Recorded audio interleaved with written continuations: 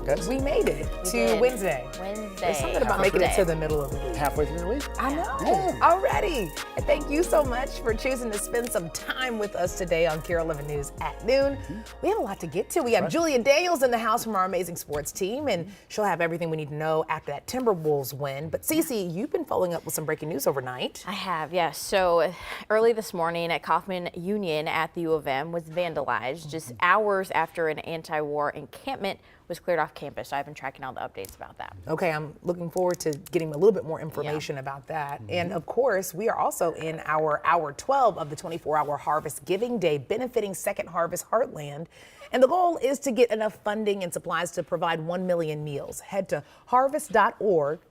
Head to harvest.org to donate, and we'll be checking in with the volunteers in just about 8 minutes. It's always a good day to give, especially when the weather is like this. I'm always in a mood to give, but especially when it's nice outside. Absolutely. It's a lovely day to be outside. It was a crisp start to the day. Temperatures across the state look like this as we woke up this early Wednesday morning. We bottomed out at 35 at MSP, so no frost around here, but notice 20s and even teens up across northern Minnesota. Probably our coldest morning for a while. So good news for those gardeners and those planters out there. Current temperature, we are just shy of 50 degrees here, but notice the warmer temperatures out west. That's what's headed our way. We're going to reach near 60 by this afternoon with abundant sunshine, and those temperatures will continue to climb as we head into the next couple of days. Here's a live look at our radar satellite composite. Still a couple of patchy low clouds over parts of, say, Burnett County, Polk County, looks like Pine County as well, but we are going to see a good amount of sunshine today, and that's exactly what we're seeing outside our Golden Valley Skycam at the moment. Here's your hour-by-hour forecast.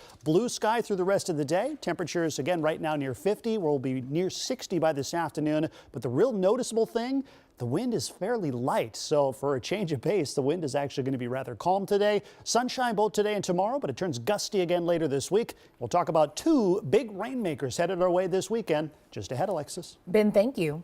Our top story this noon, a very busy 12 hours at the University of Minnesota, from protesting to encampments being cleared to anti-war graffiti showing up on Kaufman Union.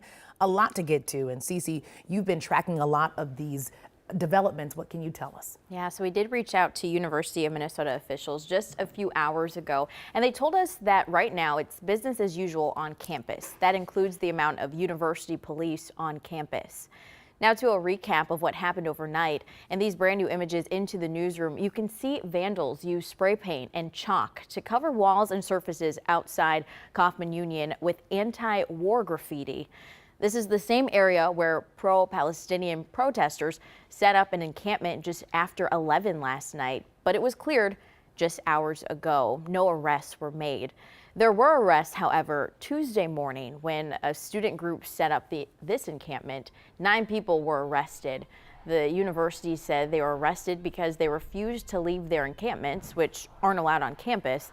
Many students were there supporting the people of Gaza and Palestine and objecting to the U's investments in companies doing business with Israel. Coming up in about 30 minutes, we hear from one of the student groups involved in yesterday's activities. And Cece, thank you. This is something that we're seeing all across the country, including a 7-day protest at Columbia University in New York. We are putting our principles into action, and we plan to continue to do so by being here every day until Columbia divests. So take a look at this encampment slowly being taken down overnight at the Columbia campus. It's also a part of a pro-Palestinian protest calling for a ceasefire in Gaza. Because of the unrest and concerns from Jewish students at the university, it has opened an online classes for the rest of the summer. Well, tomorrow and Friday, Minneapolis public school teachers and support workers plan to vote on whether to authorize their executive boards to call strikes. This comes after an 18-hour negotiation session failed. According to the Minnesota Teachers Union, the district did not approve its salary offer since the two sides negotiated on the 4th. The results of the vote are expected on Saturday.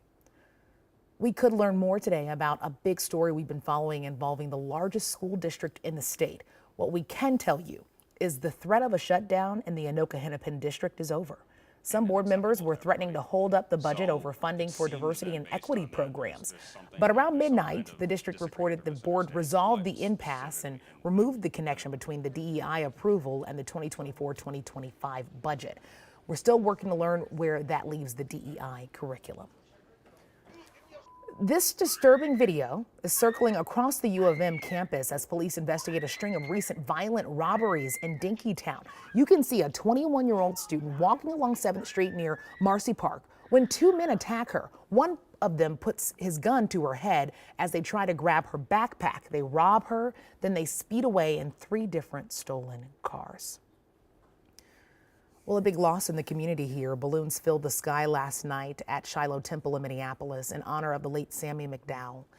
Dozens of people came to remember their friend and community leader who died suddenly over the weekend. 48-year-old McDowell was at church on Sunday when he slumped over. He died a short time later. He was very well known for operating Sammy's Avenue Eatery. Sammy often hired people who he said deserved second chances in life. In just 3 hours, the St. Paul City Council will discuss a new plan to create more than 100 more miles of bikeways throughout the city. The proposal includes more lanes and boulevards. Some worry it will tear up the city's historic Summit Avenue by removing trees. If approved, the design process starts, but it will take months before any construction begins. Well, less than 2 hours ago, President Biden signed into law a bipartisan bill that would lead to a nationwide TikTok ban.